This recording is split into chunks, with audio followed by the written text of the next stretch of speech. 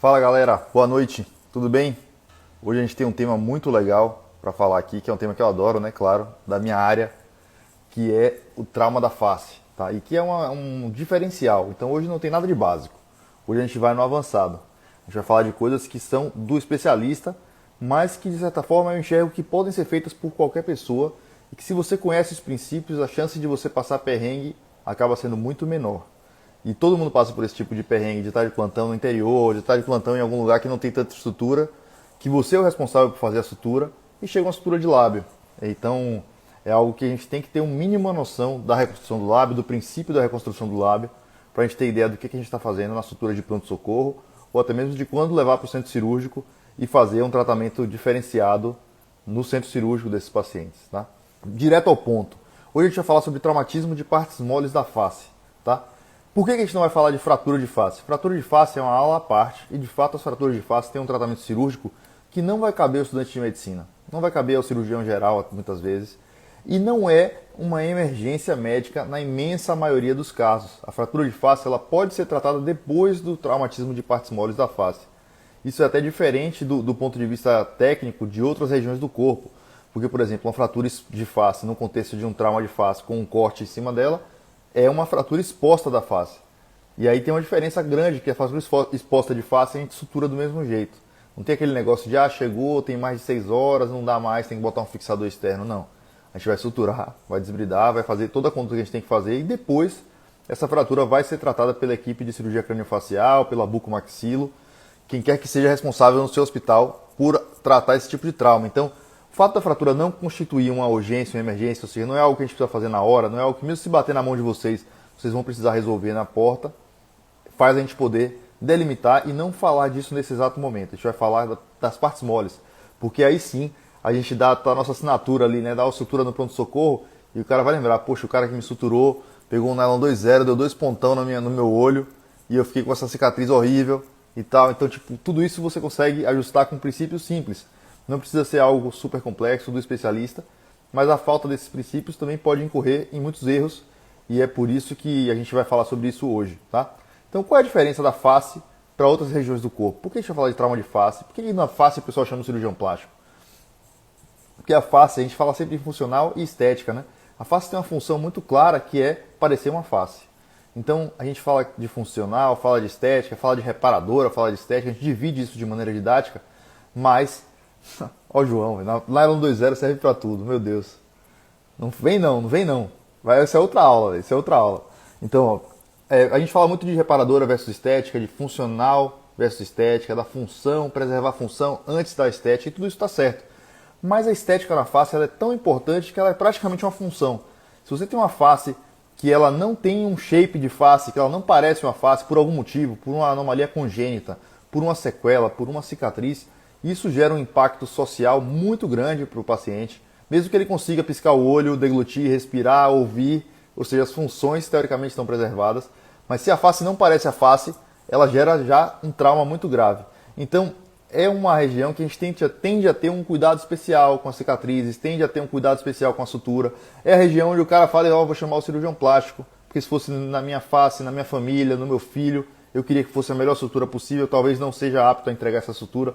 E aí ele vai lá e chama o cirurgião plástico, mas o cirurgião plástico, aí que a gente tem que entender o que ele faz diferente do cirurgião geral, o que ele faz diferente do médico generalista, o que ele faz diferente do interno quando ele vai suturar uma face. E não é tanta coisa assim, os princípios de sutura são os mesmos, os princípios de limpeza das feridas são os mesmos, mas a gente tem alguns princípios de reconstrução que a gente consegue utilizar nesse tipo de sutura. Vamos lá. Qual é a diferença, então, de fazer a abordagem de um trauma na face? Tá? A abordagem do trauma na face é diferente por algumas características da face. Então, a face tem uma vascularização dupla. Ela tem uma anatomia que tem muitos vasos. Então, tem a vascularização pela carótide externa, mas também tem a vascularização pela carótide interna. E essas circulações têm dos dois lados e elas se comunicam de um lado para o outro. Ou seja, tem 4 vasos grandes que nutrem a face e seus ramos, né? Então, assim, e esses ramos se comunicam no mesmo lado, ou seja, a carótide interna se comunica com a carótide externa na face e se comunicam de um lado para o outro. Ou seja, é muito difícil você ter uma necrose de face, a menos que seja algo que tenha uma desvascularização muito grande. Essa vascularização tão grande assim também favorece outra coisa, que é a cicatrização e o combate à infecção. Então a gente tem uma capacidade de combater infecção na face que é totalmente diferente dos outros tecidos. A gente pensa sempre assim, quem combate infecção eu vou dar antibiótico, quem combate é antibiótico. Mas quem leva o antibiótico no lugar é o sangue. Quem leva a célula de defesa no lugar é o sangue. Se você tem uma região que não é vascularizada, o maior exemplo disso é um abscesso, né? O abscesso, o furúnculo, o abscesso de pele, a gente não consegue tratar somente com antibiótico, por quê? O antibiótico não chega no centro daquele abscesso, onde tem bactérias, onde tem pus. Então, a vascularização da face favorece demais essa cicatrização, esse combate à infecção. Isso de cara gera uma mudança de paradigma muito grande em relação aos outros traumas, que é o fato de na face não ter prazo para suturar. Isso é uma coisa super falada, você chega no pronto-socorro, o pessoal fala quase como um dogma. Parece que é quase uma vontade de não suturar, né? Fala, que horas foi esse acidente? Não, tem 6 horas, então não pode mais dar ponto. Não posso mais dar ponto nesse acidente. Então eu cortei a face e tal, não posso mais dar ponto. E na face isso é diferente, por conta dessa característica de uma repercussão muito grave de uma cicatriz inestética na face e por conta dessa característica de que as coisas vão bem, as coisas dão certo na face porque tem muita vascularização. Então, a gente sutura a face até quando, Marcelo? Até quando a gente pode dar ponto na face, chegou um trauma na face? Até quando chegou. Se chegar com 36 horas, você vai suturar. Se chegar com 48 horas, você vai suturar. Se for uma mordida de cachorro, você vai suturar. Porque você tem condições de limpar aquele tecido. Não é suturar só pegar o jeito que tiver e dar ponto. Mas você vai preparar aquele tecido, preparar a reconstrução e fazer a sutura da face e dar antibiótico eventualmente. Mas você vai poder suturar a face em qualquer hora que ela chegar. Não tem esse papo de 6 horas, não posso mais dar ponto. Vou dar 2 pontão aqui de nylon 2 zeros, em homenagem a João Estrela aí, para poder guiar a cicatrização, mas não posso fechar. Isso não existe na face. Então a face tem uma situação totalmente peculiar. Tá? Então a gente já trata de uma maneira diferente uma estrutura que tem mais vascularização. Isso gera várias repercussões do ponto de vista funcional e do ponto de vista do trauma na nossa reconstrução. Por exemplo, para revisar, fratura exposta a gente sutura. Então fraturou a face e tem um corte em cima, a gente vai suturar do mesmo jeito, porque a fratura vai ser tratada depois. Não tem tempo de limite e feridas contaminadas a gente sutura também, depois, claro, de ter feito a descontaminação. Beleza. Feito isso, a gente vai passar primeiro por uma abordagem geral. Uma abordagem geral de como a gente prepara essa sutura de face, tá? Essa abordagem geral eu não vou me estender muito, como eu falei, a aula de hoje não é básica, não é o intuito ficar falando de coisa básica, de você vai pegar, vai abrir o lápis dessa forma, é assim que você vai calçar a luva, não. Mas o ambiente na sutura, o ambiente em que você realiza a sutura, ele é fundamental e ele é subvalorizado. A gente deixa ele de lado e a gente não se importa muito. O que eu quero dizer com isso? A gente tem um ambiente totalmente desfavorável às vezes para realizar suturas. E quanto mais delicada, quanto mais detalhada for essa sutura, é melhor você controlar mais esse ambiente. Por que eu estou falando isso? Porque vocês vão dar plantão em um lugar que você vai chegar lá e falar, tem um kit para dar ponto aí? Não, não tem. Só tem essa pinça aqui de curativo, não sei o que. Tipo, você tem que criar essa estrutura. Não é caro, não é difícil. Às vezes tem um centro cirúrgico no hospital, você fala, tá bom, pega uma caixa de pequenas cirurgias no centro cirúrgico. Você consegue trazer materiais para a sua sutura se tornar algo tecnicamente mais fácil e mais controlado. Eu dou um exemplo da minha residência. Quando eu estava na residência, eu tinha uma caixa de sutura minha de material delicado, eu já estava na residência de plástica, e eu usava essa minha caixa. Quando me chamavam no plantão para suturar lá no pronto-socorro, claro, se fosse uma coisa besta, dava pouco ponto, tal, coisa tranquila, grosseira, fazia com o material do pronto-socorro. Tinha um kit de sutura que era honesto, não era nada demais, mas era honesto. Mas se eu achasse que, poxa, aquela sutura ali é uma criança, é algo que eu precisava de uma técnica melhor, é uma sutura de orelha, é uma sutura de lábio, e eu queria um material melhor, eu pegava a minha caixa, e minha caixa tinha uma pinça boa, tinha um porta-agulha legal, para fios mais finos, porque não tem coisa pior do que você suturar uma coisa que você quer até fazer bem feito, quer fazer delicado, vai lá, pega um nylon 6.0 e o porta-agulha não segura nem um nylon 3, você fica lá sem conseguir nem puxar o fio, nem amarrar, e fica parecendo que é uma falha técnica sua, quando na verdade é um problema com o material. Então, controlar o ambiente da sutura é algo importante. Crie condições para fazer uma sutura mais confortável para você, tá? Então, como é que a gente começa com isso? Primeiro, pegando o material melhor possível que você tiver para fazer essa sutura e escolhendo os fios também adequados. Então, se chegar no pronto-socorro, só tem nylon 2.0. Nylon 2.0 serve para tudo, né? Já disseram aí. Então, não é bem assim. Às vezes você quer fazer uma sutura com fio mais delicado, não tem ali no pronto-socorro, mas, poxa, na farmácia do centro cirúrgico com certeza tem. Se o hospital que você está tiver essa condição, busque uma condição melhor para realizar uma sutura melhor e ter um resultado melhor. É assim que funciona. Tá bom? Então, como abordagem geral, então, chegou um trauma de face, quais são os passos que a gente vai ter que fazer para poder realizar essa sutura? Como eu falei, você pode suturar a face a qualquer hora, mas não de qualquer jeito. Então, a qualquer hora quer dizer, você vai fazer uma irrigação com soro fisiológico abundante, pode lavar, soro nunca fez mal para ninguém, soro nunca é demais, Tem que lavar abundantemente essa ferida. Fez a irrigação, você já vai tirar, descontaminar, vai tirar corpos estranhos. Se não tirou todos, você vai ter que retirar esses corpos estranhos, explorar a ferida para ver se tem algum corpo estranho, alguma coisa que pode acontecer. Depois, antes de suturar, você tem que tirar os tecidos desvitalizados. E a gente ouve umas coisas do tipo assim, quando a gente está no pronto-socorro ou interconsultas, a gente ouve coisas do tipo, não, eu vou fazer um desbridamento mais conservador, porque tal, dá uma chance, não sei. E velho, não tem isso. Tecido que morreu, tecido que está desvitalizado, ou seja, que não sangra, não contrai, está friável, esse tecido ele não vai voltar a viver, cara. Não adianta você dar ponto num tecido que não tem vascularização. Isso vai ficar lá necrosado, depois vai virar uma cicatrização por segunda intenção e o resultado vai ser com certeza pior. Então, se você quer fazer uma sutura boa, você tem que debridar tudo que tem de morto naquele ambiente. Então, trauma da pele, às vezes a maioria dos cortes não é uma ferida incisa, né? É geralmente uma pancada e tem um corte também associado, então é um trauma corto-contuso. Então você tem que desbridar o que tem de desvitalizado, deixar apenas os tecidos viáveis e a partir daí você raciocina como você vai fazer a sutura. Tá? Não adianta deixar tecido desvitalizado, eu vou fazer um desbridamento conservador, senão vai aparecer o osso, senão vai aparecer uma estrutura tal. Cara, se você não sabe reconstruir, deixa lá quieto e manda para quem sabe. Manda para uma referência que tenha de cirurgia plástica onde você estiver. Mas se você vai suturar, não suture um tecido que tem necrose, que tem tecido desvitalizado. Isso não pode ser feito. Tá? Então, isso aí faz parte do controle do ambiente. Eu não vou explicar exatamente em detalhe como que é feito cada etapa dessa, porque como eu falei, hoje eu quero passar mais tempo falando sobre o racional do cirurgião plástico na hora de fazer a sutura de cada região. Tá? Mas o preparo do ambiente é fundamental. Escolha um material bom, irrigue a ferida bastante com soro fisiológico, retire corpos estranhos, desbride os tecidos que estão mortos. Não deixe nada morto antes de fazer sua sutura. Quando tiver tudo viável, aí você vai lá e parte para a realização da sutura propriamente dita, tá bom? Então isso são princípios da abordagem geral que norteiam esse tratamento das suturas de face e faz parte do diferencial do cirurgião plástico. O cirurgião plástico ele não vai chegar lá e pegar o nylon e dar o ponto. Ele vai preparar o ambiente, ele vai limpar essa ferida com mais calma, ele vai tirar corpo estranho, ele vai desbridar e depois ele vai suturar, geralmente com material legal e com um fio legal. Certo? Então vamos lá. Falando agora um pouco sobre as áreas específicas. Então tem muitas áreas específicas na face que tem condutas também específicas. E aí é por isso que dá insegurança, né? Fala, puxa, essa orelha, como é que eu vou suturar essa orelha? Como é que eu vou suturar o nariz? Como é que eu vou suturar o lábio? Como é que eu vou suturar a pálpebra? E é interessante que apesar de elas terem muitas peculiaridades, a gente vai falar algumas delas aqui, a gente tem algumas semelhanças, tá? E as semelhanças são que essas estruturas têm camadas. Então a gente sempre tende a suturar na sutura de pele, ó, ponto na pele.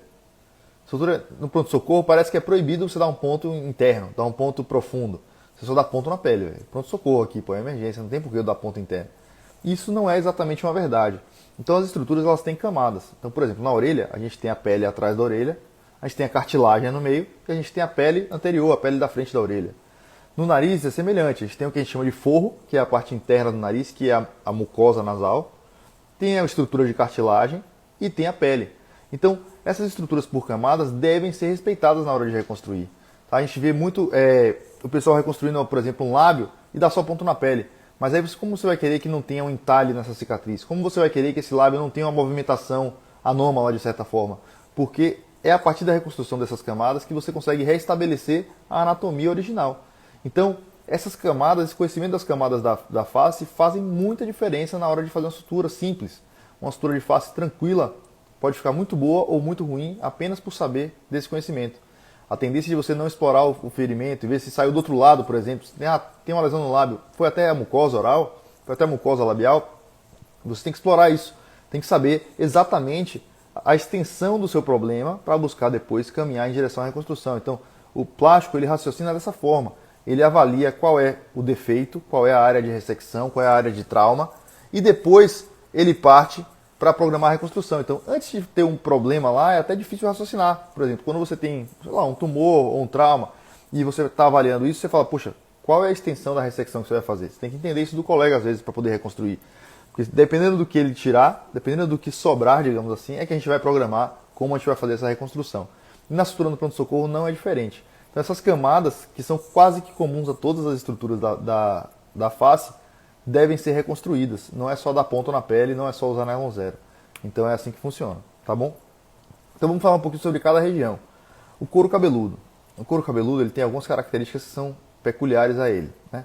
Por exemplo, ele é um tecido altamente vascularizado, então a gente tem ao todo no couro cabeludo 10 vasos sanguíneos que irrigam esse couro cabeludo, então é algo realmente muito vascularizado, é algo que pode causar sangramento importante.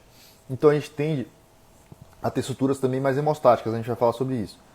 É um tecido que tem uma pele mais grossa do que a média e tem muitos anexos, ou seja, tem cabelo, tem glândula sudorípara, glândula sebácea. Então esses anexos também favorecem uma reepitelização, às vezes mais fácil, tá? E aí uma coisa interessante que a gente tem que saber quando a gente vai fazer suturas de face e de crânio, né, no caso do couro cabeludo, é qual é o limite, até onde eu vou, até onde eu posso ir, até onde eu tenho que chamar um plástico, até onde eu teria que levar para o centro cirúrgico. Esse limite é muito interessante. Então, no couro cabeludo, para você fechar primário, ou seja, para você dar ponto de borda a borda, é até 3 centímetros. Uma lesão maior que 3 centímetros deve sempre ser reconstruída com um retalho. Um retalho às vezes não tão complexo, mas aí já foge um pouco do escopo da sutura de pronto-socorro, da sutura que o interno faz, da sutura que o generalista faz. Aí você precisa realmente solicitar uma avaliação da cirurgia plástica para poder fazer essa reconstrução com retalho, simplesmente porque não chega, não consegue dar ponto de borda a borda se tiver mais de 3 centímetros, você não consegue aproximar. Não adianta você pegar um fio gigantesco e fazer esse ponto com toda a tensão do mundo que ele não vai chegar. Então, é muito importante saber que o couro cabeludo deve ser realizado fechamento primário até 3 centímetros. Por essa característica de ter muita vascularização, o couro cabeludo às vezes a gente usa suturas mais rápidas. Então a gente tende a usar o chuleio para perder menos tempo e ter uma hemostasia maior, que o chuleio também promove essa hemostasia maior, ser uma sutura mais hemostática, mais rápida, feita em menos tempo, e assim você resolve uma área que, apesar de, claro, a gente buscar sempre a coaptação das bordas, o resultado ideal da sutura, é uma área que tem cabelo, que tem glândulas sebáceas, que não fica exposta, que não é visível o tempo todo. Então, você tende a ter uma situação mais tranquila em relação à cicatriz final. Por isso a gente tende a usar fios mais fortes e tende a usar chuleio para suturar o couro cabeludo. Ah, mas eu posso dar ponto simples? Claro que pode, claro que pode. A questão do chuleio é para você adiantar e você acelerar, já que você dá um ponto, amarra, e a partir dali você vai dando pontos sequenciais, você sutura muito mais rápido do que se você fizer pontos simples e for cortando cada ponto. Não exclui também todo aquele preparo que a gente falou, aquele controle do ambiente também tem que ser feito para o couro cabeludo, tá? Geralmente, apesar de ser uma área que causa sangramento intenso, ela não chega sangrando, esguichando, ela chega com um coágulo, com um sangramento tamponado. Quando você começa a mexer, fatalmente ele vai destamponar de alguma maneira, e aí o chuleio se torna uma coisa muito valiosa para você encurtar esse tempo de sangramento e resolver logo o problema do paciente, tá certo? Então, couro cabeludo, basicamente, era isso que eu queria falar para vocês. O limite, 3 centímetros. Uma lesão maior que 3 centímetros, você fala, cara, não vai fechar primário, o ideal vai ser rodar um retalho, então a gente precisa ter esse cuidado. E aí é que entra a avaliação do cirurgião plástico, digamos assim, né? A partir daí, você precisa ter um cirurgião plástico avaliando para você, para poder fazer a melhor conduta. Passando então agora para as pálpebras. Então a gente vai de região por região, explicando qual é o padrão, qual é o parâmetro que a gente usa para fazer a reconstrução de cada região dessa e quais são as armadilhas, quais são os momentos em que eu falo, olha, aqui eu preciso chamar um especialista, aqui não é mais coisa para fazer, para eu mesmo me virar e fazer no meu plantão, porque eu posso gerar mais mal do que bem para o paciente, eu posso gerar uma sequela, posso gerar uma cicatriz ruim, tá bom? Então vamos lá, pálpebras. As pálpebras são bem finas, né? Tem uma anatomia super delicada e elas também, apesar de serem finas, elas têm camadas, então não se surpreendam em achar que elas têm camada. Do ponto de vista da sutura, as principais camadas da pálpebra são a lamela interna, a mucosa, né? A conjuntiva palpebral. A lamela média, a camada média, digamos assim, é a camada funcional da pálpebra, onde tem a musculatura, onde tem um levantador da pálpebra superior. Então, se o paciente tiver pitose, já é um sinal de alerta, é um problema, é algo que você precisa reconstruir na hora da sutura. Então, se você não tem esse conhecimento de anatomia palpebral, uma sutura de pálpebra que o cara está com a pitose não é para ser feita no pronto-socorro. Talvez seja melhor você levar no centro cirúrgico, explorar esse músculo levantador da pálpebra superior e aí reestabelecer essa anatomia para que ele não fique com uma sequela. Ah, beleza, a cicatriz ficou ótima e agora a pálpebra dele não sobe. Então não adianta nada. E a pele? Então a gente tem que trabalhar sempre nessas 3 camadas. Às vezes não tem pitose, não tem nada disso. Você consegue reconstruir sem se preocupar com esse tipo de problema. Mas às vezes tem pitose e você precisa ficar atento. Então, o que são os sinais de alarme na sutura de pálpebra? Pitose palpebral é um deles. Então, a queda da pálpebra, você tem que avaliar se ele tem função, você pede para ele abrir o olho, olhar para cima, olhar para baixo, você vê se a função da pálpebra está preservada, porque às vezes só pelo inchaço você pode achar que tem uma pitose, mas não tem, a posição da pálpebra está normal. As lesões no canto muito medial na pálpebra tem o sistema lacrimal. Não sei se você já conhece a anatomia do sistema lacrimal, mas ela é da seguinte maneira: existe um canalículo lacrimal na pálpebra superior e um na inferior. Quando a gente pisca o olho, esse canalículo drena e ele vai desembocar lá no nariz, tá? É por isso que quando a gente chora, a gente começa a ter coriza, começa a ter secreção também na parte nasal, por causa dessa comunicação da lágrima com o nariz. Então, um trauma medial, se você olhar bem perto da pálpebra, tem o punctum, que é um pontinho preto que dá para ver no espelho. E além desse ponto para medial, você tem a chance de ter lesado esses canalículos lacrimais. E aí é uma coisa que vale a pena, na hora da sutura, buscar reconstruir, pelo menos canalizar ele com um fio, e aí pode ser um nylon 2.0, por exemplo, para você passar esse fio por dentro desse canalículo e deixar esse fio lá até que ele cicatrize, mantendo esse pertuito do canalículo lacrimal. E aí é super importante ter cuidado com traumas na parte muito medial do olho por conta disso, tá certo? E também outra coisa que tem que ficar muito atento nas suturas de pálpebra, então a gente falou de pitose palpebral, lesões de via lacrimal, que são desse punctum para o meio, e as fraturas de órbita. Então se o cara tem um enoftalmia, o olho está para dentro, o olho está mais baixo que o outro, tem uma distopia ocular, se ele tem alguma alteração da posição do globo ocular, a gente tem que sempre pensar que pode haver uma fratura subjacente e ficar atentos para isso, tá? Então aí já vamos solicitar a avaliação da plástica, da craniofacial, para definir o tratamento definitivo. Então, fora isso, se não tiver esses sinais de alarme, você pode suturar a pálpebra. Lembrando que ela tem camadas, mas você pode suturar a pálpebra. Como que é feita essa sutura da pálpebra? Primeiro ponto que você vai dar na sutura de pálpebra é o ponto da borda ciliar. Então você vai chegar lá e vai ver, puxa, a pálpebra lacerou. Você pega, a primeira coisa é alinhar a borda ciliar e colocar cílio com cílio, para você não ficar com uma situação de vem suturando de baixo para cima e depois chega lá o cílio está desencontrado. Está um cílio para dentro e um para fora. Então você vai dar o primeiro ponto alinhando a borda ciliar. Esse ponto pode ser inclusive usado para reparar, ou seja, você usa uma pinça, um Kelly, ou um mixter, um mosquito, e você repara esse fio para poder ele retificar a laceração, de modo que fica mais fácil você enxergar tudo que você tem para suturar. E aí sim você procede à sutura. Ficar sempre atento com essa parte anatômica da pálpebra é muito importante, porque a pálpebra, principalmente a pálpebra inferior, tende a dar muita sequela de retração cicatricial. Então se você não faz isso direito, a chance de você ter um problema, de ter um entalhe na pálpebra, uma retração cicatricial é muito grande. E é muito feio se suturar o cara e deixar os cílios desalinhados. Então o primeiro ponto que você vai dar é o ponto de montagem ali. Você vai armar a sua sutura. Você vai colocar os cílios na posição correta, que é a estrutura que é um reparo anatômico importante da pálpebra, e o resto você sutura de maneira mais tranquila a partir desse ponto, tá certo? Também é interessante falar de qual é o limite, né? Qual é o limite para a gente fechar a pálpebra primária? A gente falou do couro cabeludo, 3 centímetros. Na pálpebra tem algum limite para a gente dar ponto primário? Tem. Esse limite ele é de 25% da pálpebra. Então, 1/4 da pálpebra, se perdeu substância até 1/4 da pálpebra, você pode somente fechar primário. Tá?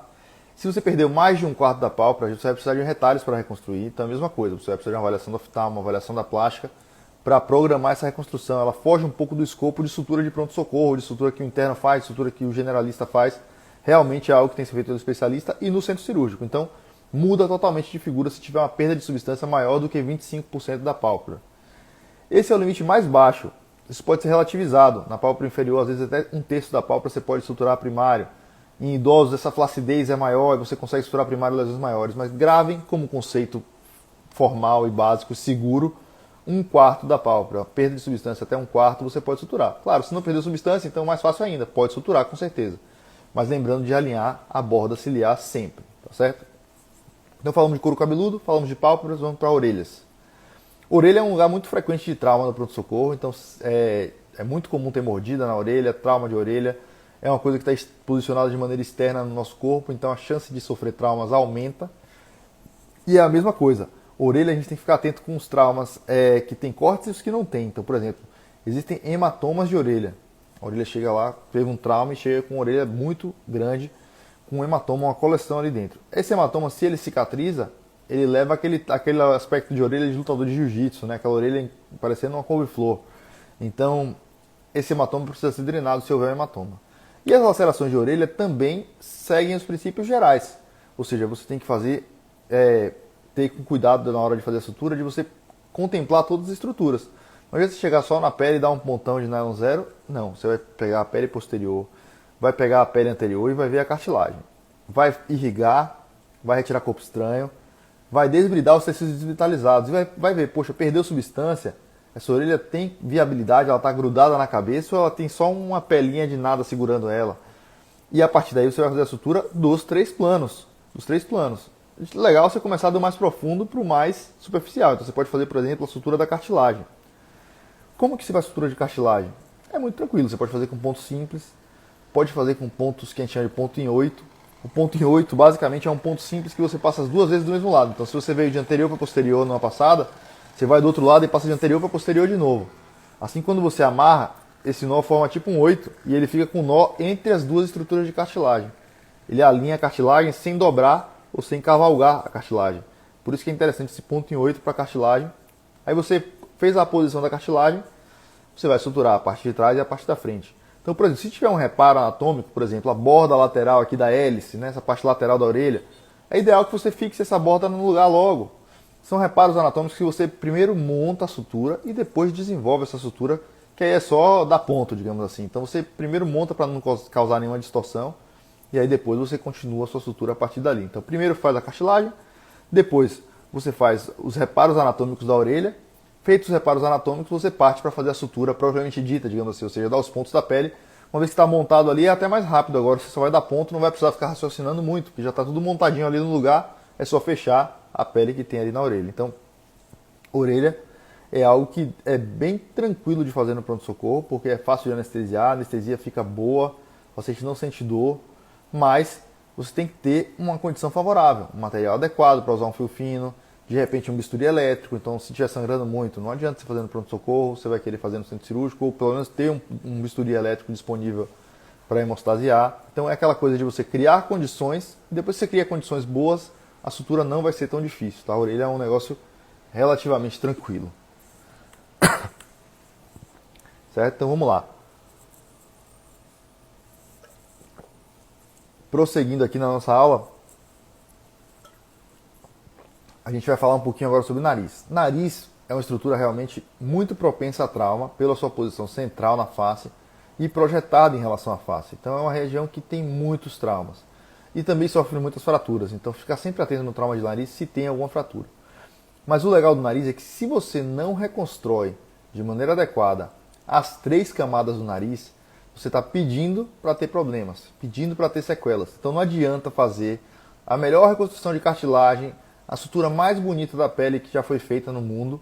Se você tiver um buraco no forro, esse nariz vai retrair, porque esse forro, para cicatrizar por segunda intenção, ele vai retrair e vai gerar uma sequela no nariz. Então, você precisa estar atento na sua avaliação da extensão do trauma, do que foi perdido desse nariz no trauma, né? Foi só um corte mesmo, ou teve alguma perda de substância no forro, na pele ou na cartilagem?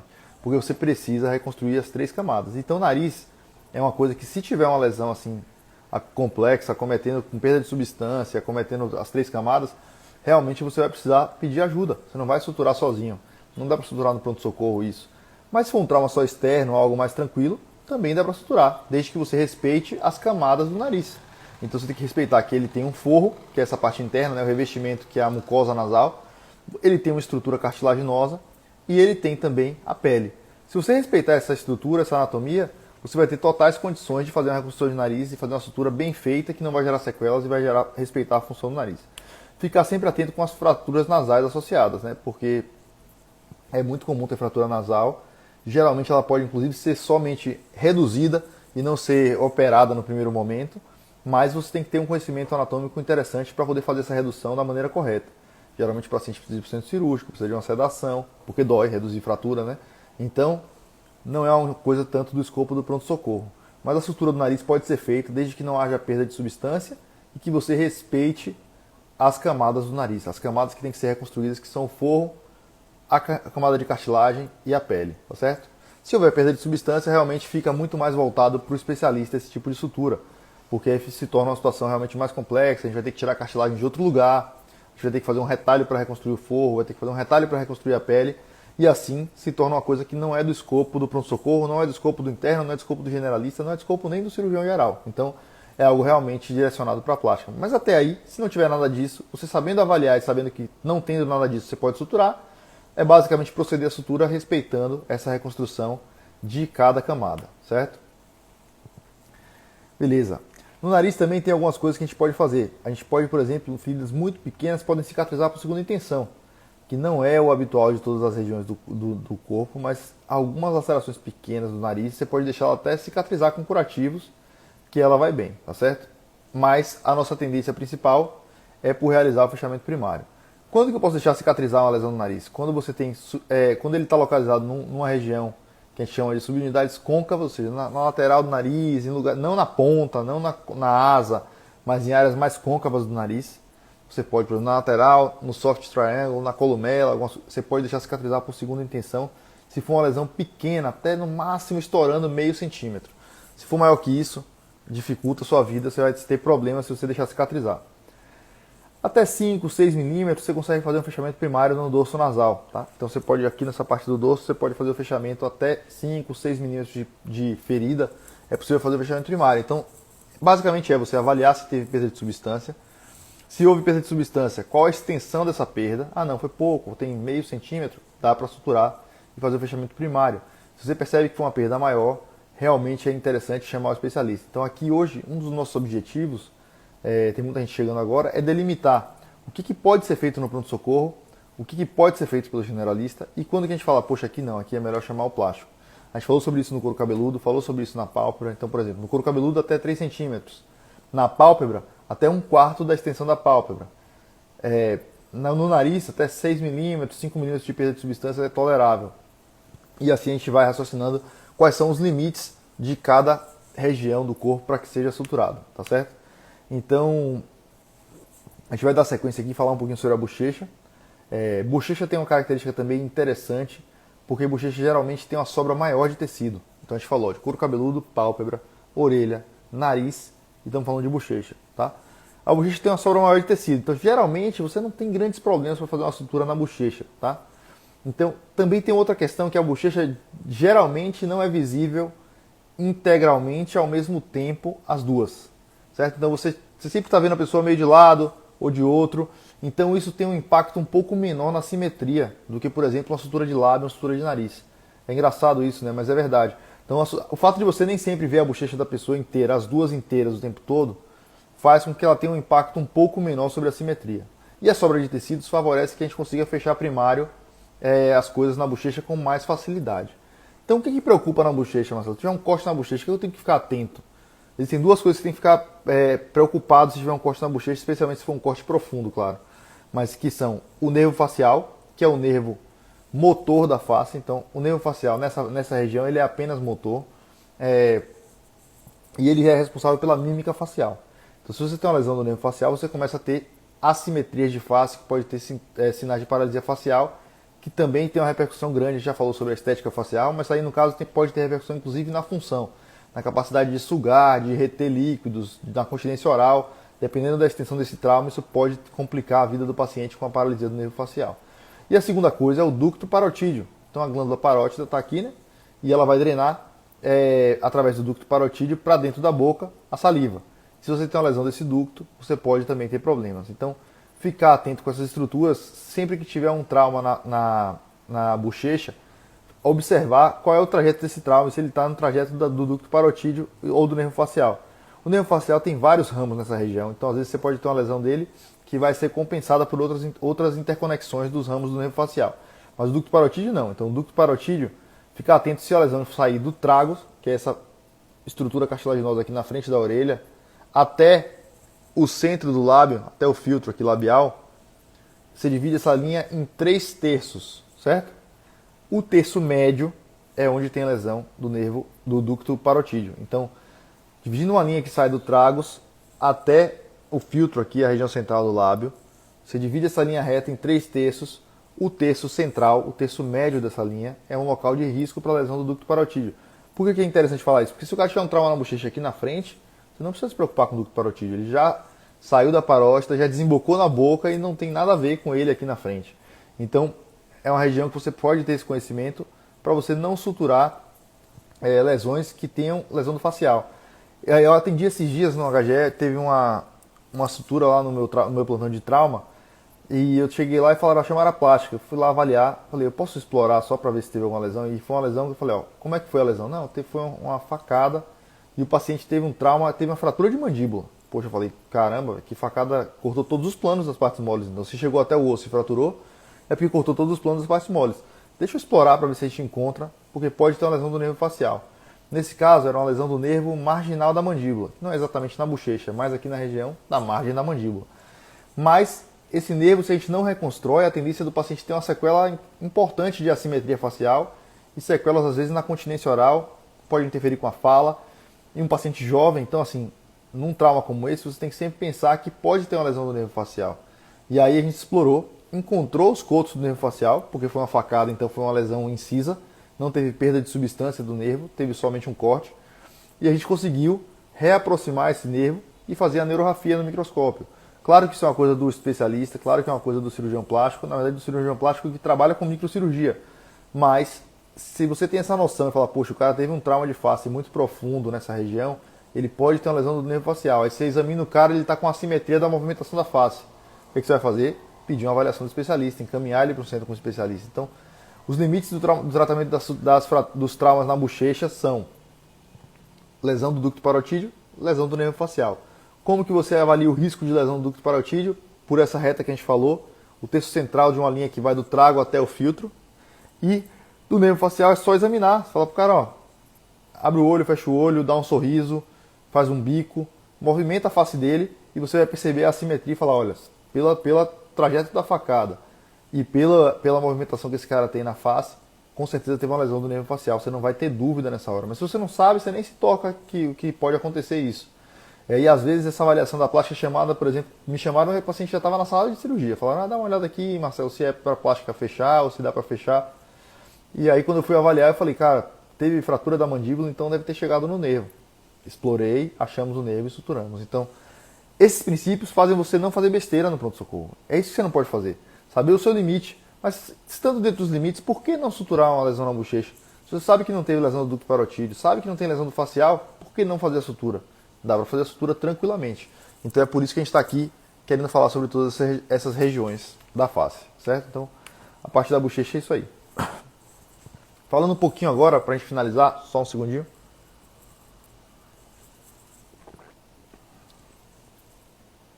Vamos finalizar aqui falando um pouco sobre lábio, tá? O lábio, essa sim é uma estrutura central da face, é uma estrutura que a gente olha de cara na paciente, quando a gente conversa a gente consegue perceber. É uma estrutura que sofre muitos efeitos da assimetria. Então, se você tem, por exemplo, um desnível na transição do vermelhão, ou seja, da pele onde vem bege até onde começa a ficar vermelho, que é a cor do lábio, e você tem um desnível de 1 milímetro, isso é perceptível numa distância normal de conversação. Você está conversando com a pessoa e você repara que tem esse 1 milímetro de desnível. Em outros lugares talvez isso não seja tão chamativo como na bochecha que a gente falou, mas no lábio a simetria e o detalhe são fundamentais, tá? E é interessante também a gente falar sobre o limite, né? Quando que a gente pode suturar o lábio? Simplesmente suturar. Claro, simplesmente suturar respeitando aquelas camadas que a gente falou, respeitando que o lábio não é uma estrutura única só de pele, mas que tem a mucosa, tem a musculatura orbicular do lábio e tem a pele. A gente pode suturar lesões no lábio superior até 25% e no lábio inferior até um pouco mais, até 30%, um terço. Ou seja, vamos gravar fácil assim, ó, 1/4 do lábio superior até 1/3 do lábio inferior. E assim a gente consegue saber o que dá para simplesmente dar ponto. A partir daí, se tiver uma perda maior, a gente precisa rodar retalhos, a gente precisa fazer reconstruções do lábio, senão a gente vai comprometer a abertura oral, né? A gente vai comprometer a capacidade de abrir a boca do paciente, porque vai estreitar demais. E aí isso vai gerar sequelas, não adianta. Então a partir desse momento a gente precisa rodar retalhos e transpor coisas para poder aumentar a quantidade de tecido ali naquele lábio. Mas até 25% do lábio superior e 33% do lábio inferior, você pode fazer um fechamento primário. Se me chamarem no pronto-socorro, eu vou fazer um fechamento primário. Então não é que você está fazendo, não, eu vou fazer porque não tem plástico. Não, você vai fazer o que o plástico faria. E é isso aí, tá certo? Então, ficar sempre atento a esse alinhamento do vermelhão. Então, como eu falei, na pálpebra, qual é o primeiro ponto que você vai dar? Cara, o ponto que vai botar o cílio com cílio. No lábio é a mesma coisa. Se tem uma transição ali do vermelhão, tem aquele contorno labial, o primeiro ponto que você vai dar vai ser botar o contorno labial no lugar. Feito isso, tudo vai ficar mais fácil para você fazer o resto da sutura. E se você deixa isso aí, se você vem suturando do canto do corte até chegar nesse local, a chance de quando você chegar lá ele está desnivelado é muito grande. Então você precisa fazer o primeiro ponto logo ali. Isso aqui vai ter que ficar alinhado, o resto eu me viro. E é mais ou menos assim, o resto a gente vai correr atrás, fazer a sutura com qualidade, mas no lábio a gente não pode vacilar com essa transição do vermelhão. E não pode vacilar com a espessura total. Então você vê o trauma externo e não explora para ver se teve uma lesão da mucosa, se teve lesão muscular. E é bem frequente ter lesões de espessura total no lábio. Mesmo que elas não cheguem até a margem do lábio, elas podem atravessar por conta dos dentes. Às vezes o trauma veio de dentro para fora até, às vezes, no lábio. Então precisa ficar muito atento e avaliar a real extensão do problema, a real extensão do defeito, a real extensão do trauma, antes de preparar e realizar a sutura. Então, para lábio, lembrar dos limites, lembrar do alinhamento do vermelhão. São coisas fundamentais para a gente poder falar em suturas labiais, tá? E essas eram as principais coisas que eu queria falar para vocês hoje, tá? Acho que a gente conseguiu abordar aqui com calma diversos aspectos que o cirurgião plástico pensa quando ele vai realizar uma sutura. Então, primeira coisa é por que a sutura de face é tão peculiar, a gente falou sobre isso mais cedo, e por que a face tem uma vascularização muito grande, e por que a face tem a função de ser esteticamente parecida com uma face. Então, uma face que tem alguma deformidade, alguma cicatriz feia, alguma malformação congênita, ela vai gerar sequela sobre o paciente. E aí você fala, mas ele come, ele pisca o olho, ele respira, ele escuta, a função está preservada. Tá, mas a função da face é parecer uma face. Entre todas essas outras funções, parecer uma face também é uma função importante da face. Tá? Então, essa é a peculiaridade anatômica da face. Além disso, é um tecido muito vascularizado. Então, isso muda a nossa conduta em vários momentos. Faz com que a gente possa suturar feridas com mais de 6 horas, então não tem prazo para suturar na face. Se você lava essa ferida, desbrida ela, tira os tecidos vitalizados, você pode suturar a qualquer momento. Tá? Também faz que tenha um combate de infecção muito grande. Então, por exemplo, fraturas expostas de face vão ser suturadas. Essas são as peculiaridades dessa região, certo? Além disso, a gente falou da abordagem geral. Prepare o ambiente para sua sutura. Se você vai fazer uma sutura mais complexa, você precisa de um material melhor, você pode precisar de um fio melhor. Às vezes no próprio hospital você dispõe desse material, mas não no pronto-socorro. Se você chegar no pronto-socorro e vão te dar um material, só aquele material, e você pode dizer amém e fazer com aquele material, mas você pode criar uma situação melhor para você mesmo, de ter um material mais delicado, que vai possibilitar você trabalhar com um fio mais fino, possibilitar você trabalhar com uma tesoura que funcione melhor, do que a que está disponível para sutura no pronto-socorro, que geralmente é dos piores materiais do hospital. Acho que tirando o material de curativo, o próximo pior material é o kit de sutura do PS. Então, crie situações favoráveis para realizar essa sutura. Lembre-se de preparar a sutura. Então, suturar não é só dar ponto. Suturar tem que ser feito em tecidos viáveis, limpos e que você já fez todo o desbridamento. Então, irrigação com soro, retirar corpos estranhos, explorar a ferida para ver a extensão do problema, desbridar todos os tecidos mortos e aí você dá ponto. Então, suturar a gente sempre pensa em dar ponto, né? Como é que dá o ponto X? Eu venho daqui, passo para aqui, fica fora dentro, dentro fora, 2 voltas, uma volta. E na verdade isso é o menos importante, digamos assim. O mais importante é você preparar até o momento de dar esse ponto. Depois, se você vai dar um X ou se você vai dar um ponto simples, isso faz diferença? Faz. Mas é muito mais detalhe do que se você sutura com o ponto mais bonito do mundo no meio de um monte de tecidos vitalizados. Sutura e sepulta um corpo estranho. Então, esse preparo é muito importante para a sutura.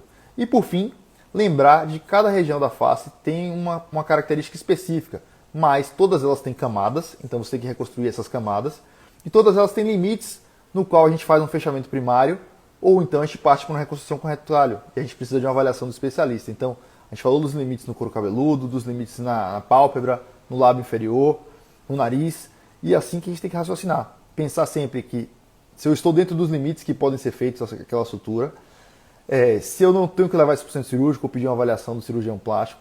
Depois disso eu tenho que lembrar de reconstruir todas as camadas e estar atento aos marcos anatômicos que podem gerar sequelas, como a transição do vermelhão, como a borda ciliar. São suturas que você tem que começar por ali e depois desenvolver para outras regiões daquela sutura. Assim, vocês vão conseguir respeitar princípios e vão conseguir não fazer bobagem nas suturas de face do pronto-socorro, respeitando o limite, mas sabendo o que vocês estão fazendo.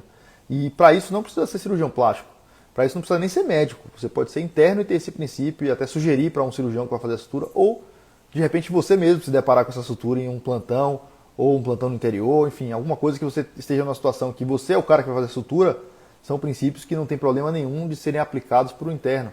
Saber antes não é nenhum problema, saber antes é solução, na verdade, né? A gente tem essa coisa de, não, eu sou tal semestre, eu não devia saber isso, e na verdade não tem nada a ver. Saber antes é mérito. Saber antes da hora, a medicina é indivisível. A divisão por semestre, quem fez foi a sua faculdade. Então, se você sabe um princípio que é de cirurgião plástico, não tem problema nenhum com isso. É mérito seu, é bom para você. E é isso que a gente quer passar aqui no foco. Desde o básico, do basicão, de como você vai abrir o lápis sem contaminar, até fazer a sutura de face no pronto-socorro. A gente vai entregar tudo isso para vocês nas lives, nos conteúdos que a gente vai fazendo. Essa é a ideia do foco. Depois, manda para mim um feedback no direct aí de quem gostou da aula, o que vocês acharam.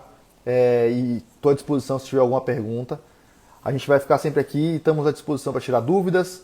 Vamos ter mais lives como essa, vamos ter mais discussão de caso, porque a ideia é pegar um interno ou aluno de medicina que está começando, mas que ele, sabendo esses conhecimentos, ele pode se arriscar, digamos assim, ou se jogar para realizar mais procedimentos, se conseguir mais procedimentos na sua faculdade, mesmo antes do internato, mesmo antes da hora que seria prevista para que ele realizasse esse tipo de sutura. Valeu, galera, boa noite e um abraço.